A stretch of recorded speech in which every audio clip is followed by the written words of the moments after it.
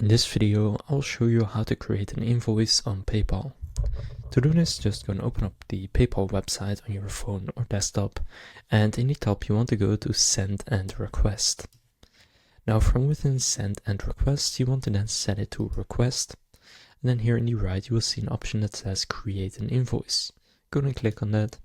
And now from here you can then select who are you billing, so the customer name or email, just enter that right there. Then what are they paying for, so enter the item name, and then from there you can choose if it's goods or services, and you can add the hours, the rate, currency, description, any tags or discount or date. Then you can click on add. Then you can also add any notes and attachments that you want, such as terms and conditions or a reference number, and you can upload any files.